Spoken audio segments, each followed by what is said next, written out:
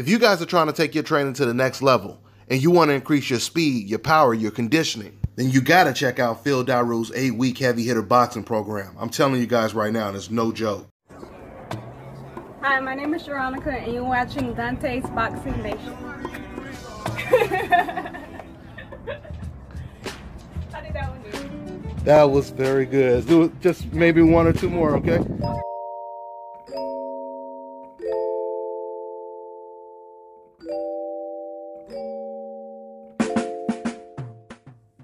Dante's Boxing Nation, what's going on, guys?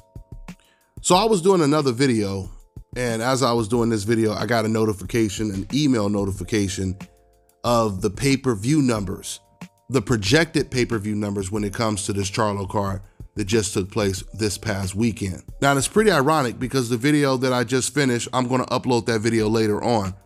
But the video, even though the main topic wasn't the Charlo's pay-per-view numbers, but I touched on the topic.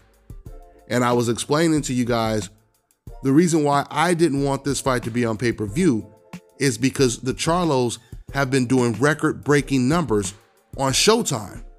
You know, I believe the last doubleheader they did for a long time that year was the most watched boxing match on TV in the US. So when I first heard that the Charlos were going to be fighting in another doubleheader, I was already thinking, oh man, this fight, if it's on Fox, it's going to do 4 to 6 million views. If it's on Showtime, it's going to do 2 to 4 million views, right? But then we found out it was going to be on pay-per-view. Now, before I continue that point, let's go ahead and jump into the actual numbers that are being projected right now. So, according to Mike Coppinger, who is an extremely reliable source, I'll go ahead and read what Mike Coppinger said. He says Showtime's pay-per-view doubleheader featuring Charlo twins is expected to generate more than 100,000 buys, with the chance to top at 120,000 pay-per-views. The pay-per-view debut for Jamal and Jamel, and they went up against the NBA Conference Final and the UFC 253, which is what I talked about in that other video I was telling you guys about. I said in that video, you know, the fact that they're going up against UFC 253, which was, you know, Israel Adesanya, who is pretty much the Michael Jordan or the LeBron James of the UFC right now. And then you got the Lakers playing in the finals, the conference finals. The one good thing about these numbers is even with the Charlo brothers going up against all of that tough competition, they still managed to do better numbers than Gennady Golovkin did in his pay-per-view debut. And remember, Golovkin wasn't going up against the UFC, wasn't going up against the NBA Finals. So if this card honestly wasn't going up against all of that competition, I think they would have easily did 250 to 300,000 pay-per-view buys. But with all of that competition and in the middle of a recession, a pandemic, it's not a surprise the numbers look like this. I was telling my friend the other day, I think they probably seen the projected numbers a lot earlier than I'm reporting it now. And this might be the reason why they decided to push the Gervonta Leo Santa Cruz fight, you know, to the following week, because they would have had to go against the UFC again. And it makes sense. It makes complete sense. There's no reason to put a pay-per-view against another pay-per-view. It makes no sense to do that. You do it this way and both the UFC and boxing wins. Now, I wonder, what was the threshold? Like, what was the quota that PBC had to reach for everyone to get paid out well? Was it 100,000 buys?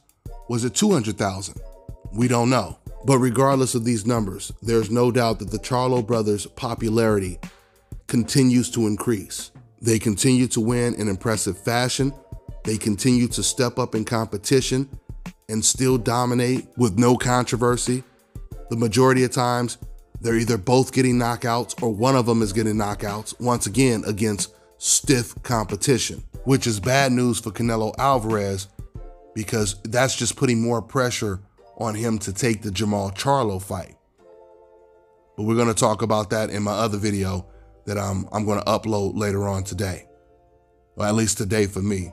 I believe it's late night out there for you guys in the States.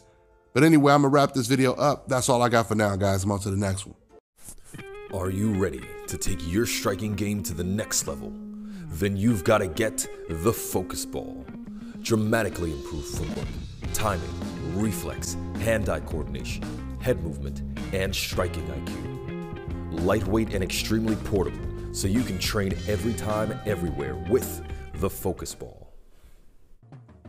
Fellas, I've got some great news for you. If you've lost your hair or have a receding hairline, the time has come when you can finally get your hairline back through a process called scalp micropigmentation. So here's how it works. It's a hair tattoo that replicates the look of your hair follicles when you have fully shaved it down. Basically, you will end up with a haircut shape up or an edge up. What they do is they tattoo small dots that look like hair follicles in the areas where you have lost your hair and then blend it with your existing hair. You can even choose what type of hairline you want, hard shape up or soft and natural finish. And to maintain it, all you gotta do is shave your hair every few days, which is something you already were probably doing anyway. So if you wanna get this hookup for my brothers out there in the UK and Europe, make sure you check out the Scalptis on Instagram. And for my brothers out there in the States, make sure you go ahead and contact my man Scalp Carolinas on Instagram. And when you go on their pages, you can see for yourself what these guys look like before. I mean, these guys are literally hair magicians. I've never seen anything like this before, but all I can tell you guys is this is a serious game changer for us men. So make sure you get in contact with Scalptis and Scalp Carolinas on Instagram.